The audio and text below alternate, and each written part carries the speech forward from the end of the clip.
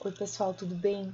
Nessa aula nós vamos falar sobre o romance Tom Jones de Henry Fielding.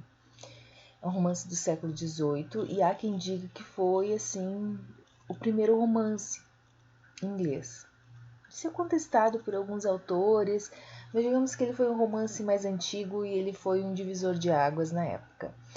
O Henry Fielding, ele era um filho de uma família de nobres, mas que já não tinha dinheiro nessa época, e nascido em 1707 na cidade de Sherborne Park, em Somersetshire, na Inglaterra.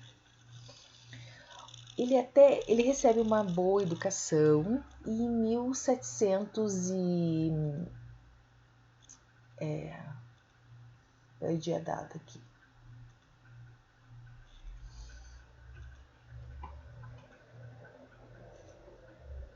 1726, tá? Ele muda para Leiden, na Holanda, para fazer os seus estudos de direito. Só que ele só consegue ficar lá 2 anos.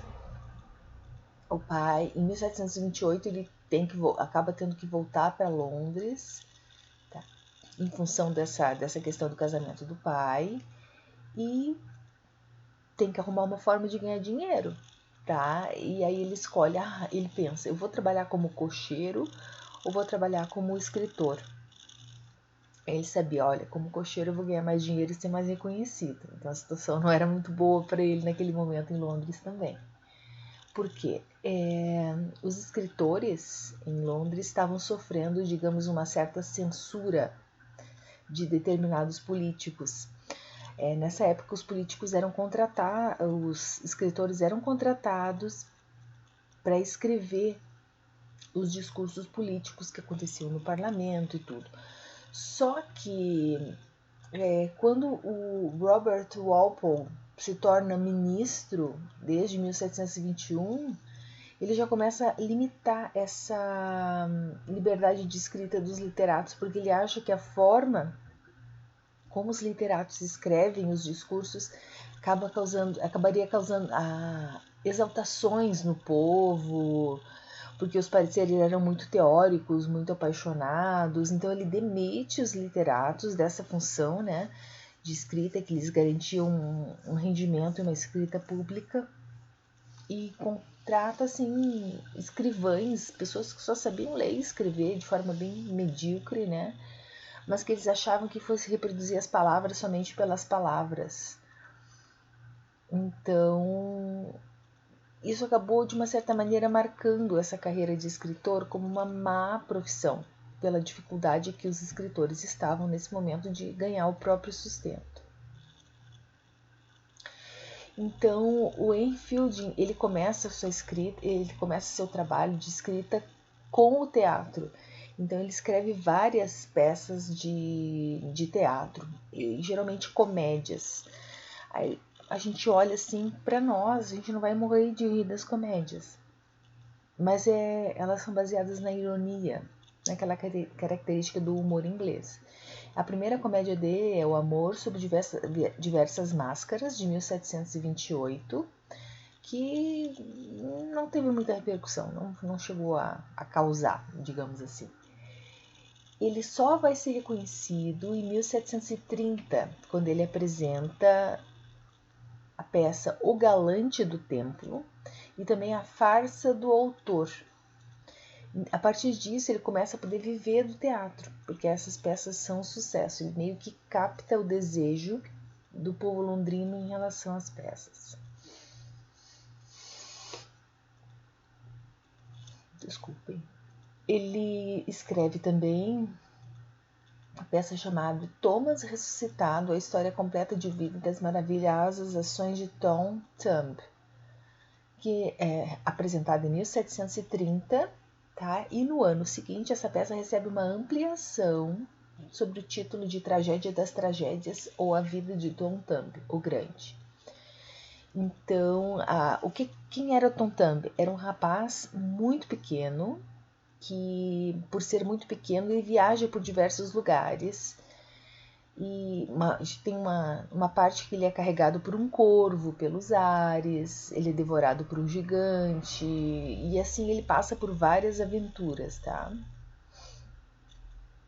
o Fielding, ele era uma personalidade crítica, bem dos políticos da época. E por meio da história do Tom Thumb, ele, na verdade, está fazendo crítica política ao parlamento, a forma como a política é conduzida na Inglaterra da época, e ataca várias pessoas, tá? Isso acaba causando mal-estar, porque as pessoas entendem os ataques que estão estão sendo veiculados por meio da peça dele. Dizem que o Swift, Jonathan Swift, das Aventuras de Gulliver, só deu 2 grandes risadas na vida. E uma delas teria sido por causa de uma peça do Henry Fielding, essa do Tom Thumb. Tá? Gente, ele, como comediógrafo, ele conseguia viver e tudo mais, né? Só que não era o dinheiro que ficava sobrando, digamos assim, né?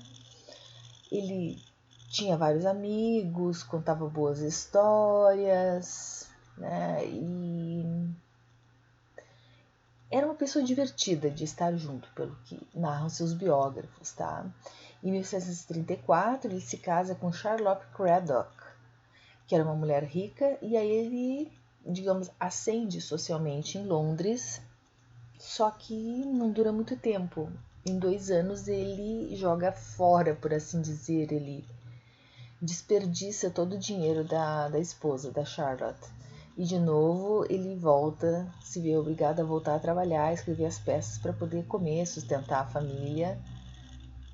Então, um dos patrimônios da Charlotte que vai para a mão dele é uma mina de exploração de metais, e ele pensa que aquilo vai durar para sempre, só que a mina seca. Então, de novo, volta ele para o teatro. Em 1736, ele produz uma peça que é um verdadeiro sucesso. O nome da peça é Pasquim. E essa peça é uma sátira ao ministro Walpole. Em 1737, ele escreve uma outra peça, que é Registro Histórico de 1736. E isso, gente, é aí que dá o problema. O ministro Walpole se sente muito ofendido e escreve uma restrição a qualquer... um decreto, na verdade, o Licensing Act, um decreto que autorizava o parlamento inglês a recusar qualquer obra teatral que julgasse indecorosa ou agressiva, ou seja, estabelece uma medida de censura, né? E aí ele acaba voltando. A partir disso, ele vê essa limitação dele para escrever sátira, para escrever teatro, volta a estudar direito para concluir o curso. Aí ele volta a estudar direito e nesse mesmo ano, por influência dos amigos, por ele ser uma pessoa simpática que atraía amizades ao entorno dele, ele é indicado para ser o magistrado de uma corte em Londres, se torna juiz de um tribunal. O problema é o que acontece? Acontece que ele é doente por causa do modo de vida dele, ele já tem gota. Então ele passa várias semanas em cima de uma cama, não consegue ir ao tribunal e ele acaba pedindo conta, ele acaba pedindo demissão, porque ele considera mais honesto. Porque ele não estava realmente conseguindo cumprir as suas obrigações. Então,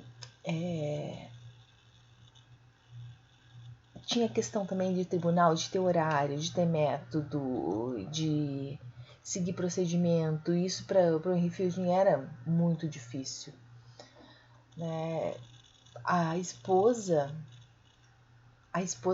Charlotte falece em 1742. Ele fica bem depressivo, tá? Mas passa um tempo ele consegue retomar o tom satírico que ele imprimia para suas peças, para suas obras.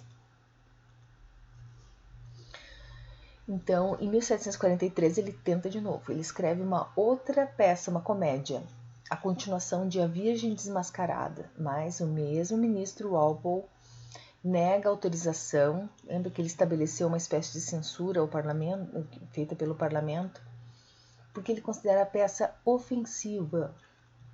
Então, o que ele faz? Aí ele diz, quer saber? agora que eu vou denunciar mesmo. E ele começa a escrever panfletos, denúncias, ensaios, né? E isso não continua não dando dinheiro para ele. O que dá dinheiro para ele é o teatro. Então ele escreve uma outra peça que é O Dia do Casamento. E aí ele conseguiu ter um sucesso bem legal, conseguiu pagar um pouco das contas, pelo menos. 3 anos depois, ele se casa com Mary Donald, sua segunda esposa.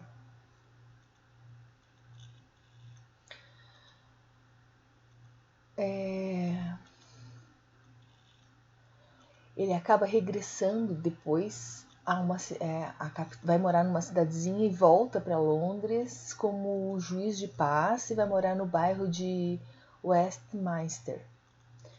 E aí o que acontecia, gente? Ele estava vivendo num momento na Inglaterra em que a liberdade dele de escrita satírica como comediógrafo estava bem limitada. E aí o que ele fez? Mudou o estilo. Aí começou a escrever o romance. E é a partir daí que surge uma situação interessante. Ele é vizinho do escritor Samuel Richardson, também escritor inglês. O Samuel Richardson ele tem um estilo totalmente diferente do Henry Fielding. O Henry Fielding é satírico, ele é debochado.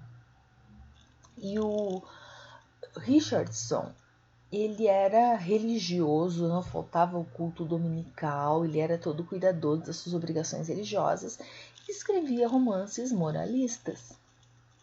E aí o que acontece? O Fielding acaba, digamos assim, entrando no esquema de debochar do seu vizinho, tá? De fazer sátira do próprio vizinho. E eles têm uma inimizade, porque por serem opostos. O Richardson ia ao culto dominical, era todo certinho, todo religioso, e ele considerava o Fielding um libertino. Então, o que ele escreve, o Richardson, a convite, tá? Um livro voltado para a leitura das jovens provincianas, jovens do interior que vinham morar em Londres. Trabalhar para jovens pobres. O nome da obra era Pamela, ou A Virtude Recompensada, e foi um sucesso na Inglaterra, chegou a ser reconhecido pelo Diderot, aquele enciclopedista francês, e recebeu vários elogios. A história, ela fala de Pamela Andrews, tá? Que é uma camponesa que foi educada por uma senhora nobre, e essa senhora nobre, ao morrer, entrega a Pamela, menina ainda, para o seu filho, tá?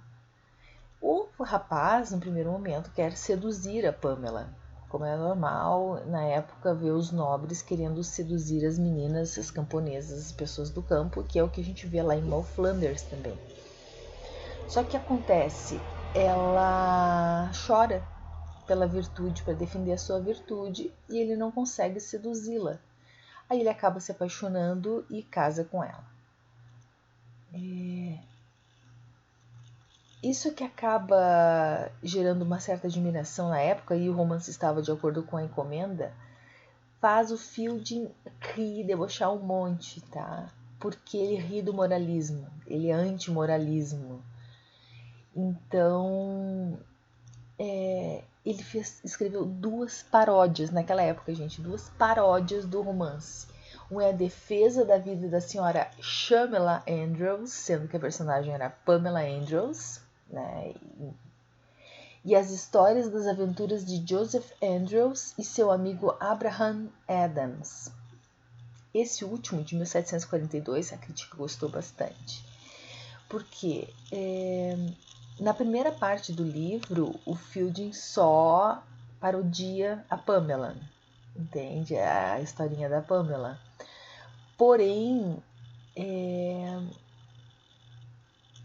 o que acontece? Ele cria esse Joseph Andrews é um rapaz, é um criado em vez da Pamela, que ele que tem que lutar pela sua virtude contra uma patroa, uma mulher que quer seduzi-lo. E aí o que acontece? ele tenta se livrar, manter a sua virtude, ou seja, inverte a questão do gênero, né, do criado. E ao mesmo tempo que faz isso, ele acaba estabelecendo uma crítica a toda uma camada social mais aristocrática, mais rica da época, e a forma como agia com seus empregados e a falsa moral. Tá? Então acaba colocando à tona, mostrando mesmo as futilidades, a superficialidade dessa classe social rica que desconhece a humanidade daqueles que lhe servem. Né? Pamela, o romance do Richardson, tinha uma intenção de ser um romance psicológico, de organizar as ideias, de trazer um thriller psicológico mesmo, tá?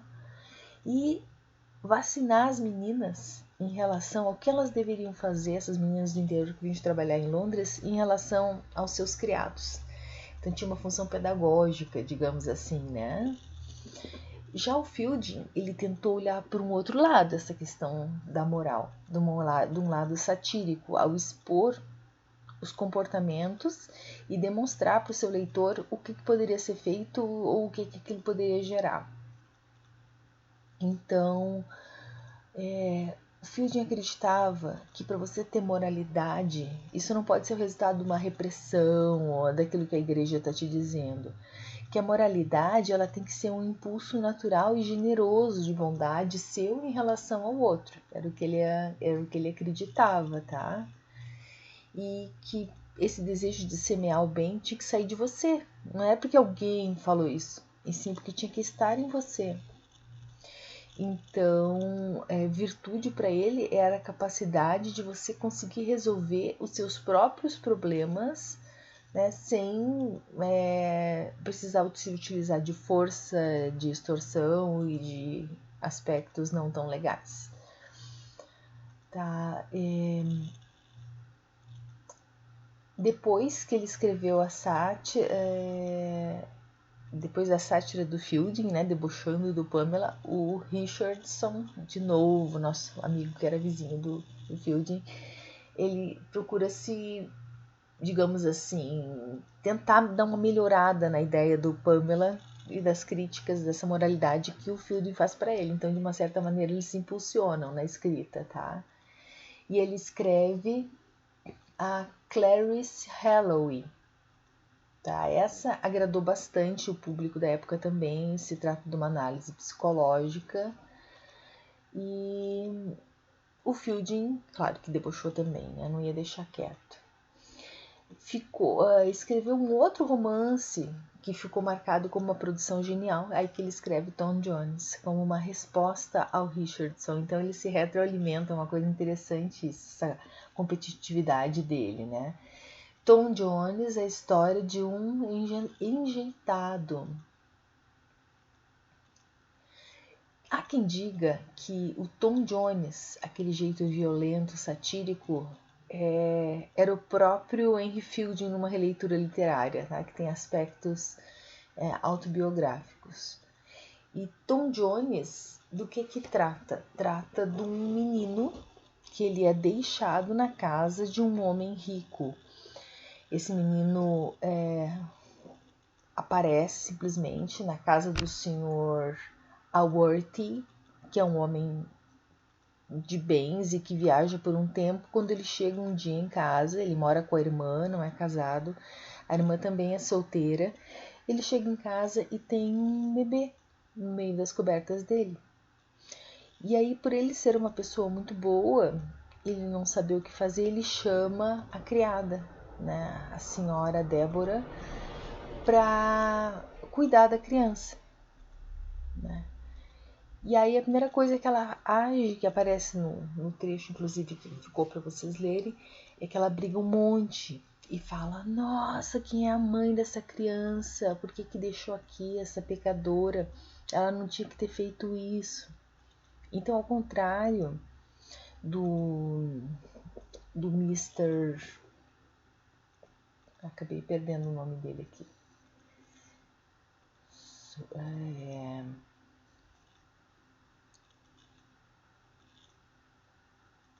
Aworthy, né? Ao contrário do Sr. Aworthy, que é bom, e gosta da criança desde o primeiro momento. A própria empregada diz que ele é um rejeitado, ele é um bastardinho, que bastardos têm que ser deixados para morrer. Ele diz, não, mas por quê? Ah, por causa do pecado da mãe. Ele diz, mas o pecado é da mãe, o inocente não tem culpa. E isso foi inovador para a época, de uma certa forma, essa noção de moralidade construída dessa maneira, que a criança bastarda não tinha, digamos, culpa da sua condição. É importante destacar que nesse momento a gente na Europa está vivendo uma época em que as crianças são adultos em miniatura ainda e que eles não são vistos como alguém que precisa de algum tipo de tratamento especial.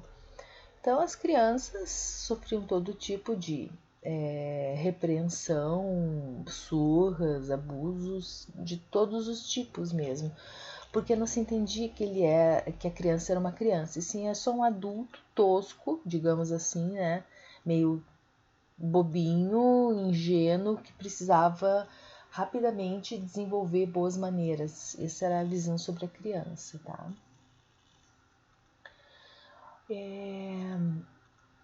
O Tom é criado, Tom Jones, pelo Sr. Alworthy, tá? E o Sr. Alworthy acaba descobrindo a mãe do Tom, que era uma criada de uma casa, uma moça pobre que não tinha como criar sozinha o filho. Mas o Sr. Alworthy pede para que ela saia da casa onde ela trabalha, e aí ele sai dessa casa, e aí ele acaba ajudando ela financeiramente porque ele gosta do menino e trata o menino como afilhado, tanto que ele que dá o nome pro bebê, que é Tom, né? O bebê se chama Thomas e vai ser sempre protegido. Só que nesse meio tempo, o que acontece? A irmã do Sr. Alworthy, ela se casa com um homem chamado Blifil, que quer casar com ela simplesmente por questões de herança, porque vê que ela é rica, que o Sr. Alworthy é sozinho, não tem filhos, ele só tem a irmã. Então ele pensa, se eu casar com a irmã, que pra época eu já estava um pouco velha, tinha uns 35 anos, se eu casar com a irmã e tiver um filho, eu vou ter a herança. E é o que acontece. Aí passa um tempo, ele já começa a ver que esse Blifil era uma pessoa grosseira e tudo mais, e eles acabam mantendo um casamento só de aparências. E nasce o filho dela, que é chamado de Master Blifil, ok? E esse Blifil, que é o sobrinho, no caso do Sr. Alworthy, ele tem um grande ciúme do Tom Jones. Porque o Tom, ele recebe a simpatia do Sr. Alworthy simplesmente porque recebe, mas eles são criados assim como irmãos, né, da mesma forma, e ao mesmo tempo o Tom sofre toda uma questão de discriminação, de preconceitos. Então há quem diga, por exemplo, que o Tom Jones também desculpem gente, no livro, ele é um grande fanfarrão, tá? Ele se diz apaixonado, em seguida ele se apaixona por uma moça de uma propriedade ao lado, tá? A Sofia. E essa Sofia, o pai dela é rico, tem muito dinheiro e não vai deixar ela se casar com um bastardo. Essas questões do nascimento eram muito importantes na época. Seu pai e sua mãe eram casados, então se você fosse filho de uma relação fora do casamento, a pessoa estaria marcada para o resto da vida, como era o caso da Sofia não poder casar com o Tom. Então ele disse, o personagem Tom, né, se declara de uma certa maneira para Sofia, mas não imediatamente ele percebe que a ama, porque ele está envolvido com a filha de um empregado da propriedade lá do pai da Sofia. A Sofia já gosta dele, mas sabe que o casamento é proibido e ele faz de conta então que ele não sabe de nada e tenta disfarçar. Mas quando ele está um dia em casa, ele ouve comentários de que a filha desse funcionário da fazenda, por quem ele se apaixona e por quem ele não quer ficar por causa disso ele não quer ficar com a Sofia também, está grávida. Ele corre para dizer, é meu filho, corre para assumir a paternidade e tudo mais. Só que aí ele também se decepciona, porque essa mesma moça, que ele inclusive ajuda essa família do pai dela, ele leva comida, ele acaba levando uma surra quando é criança, por causa de um roubo que ele faz incentivado pelo pai dessa moça, do empregado dela. A função dele é couteiro, é como se ele fosse assim, vigia, sabe, das terras, essa era a função dele. E o Tom Jones, do nada, sem nenhuma obrigação, ele ajuda essas pessoas a sair da miséria e tudo mais. E se apaixona por essa moça que era muito bonita, a filha do couteiro. Só que o que ele acaba descobrindo? Que essa moça tem ele, mas ela tem outros homens também. E um deles é o próprio professor deles, é o próprio tutor que eles têm, que dão aula em casa pro Tom, né, pro Blifil. E aí ele acaba abandonando a moça, né? E aí sim ele começa a prestar atenção de novo na Sofia como uma boa moça. Ok? Tem gente que diz que devido ao fato do Tom ser um herói meio picaresco, ele se aproxima da ideia do Don Quixote. Nós conversamos na aula passada que o Don Quixote foi publicado na Espanha por Cervantes e rapidamente ele é traduzido para o inglês. E ele tem uma forte influência nos romances que se produzem a partir dessa época, se produzem a partir do Don Quixote, tá? Bom, agora a gente para esse vídeo e eu vou fazer um outro vídeo para falar sobre a estrutura do romance Tom Jones.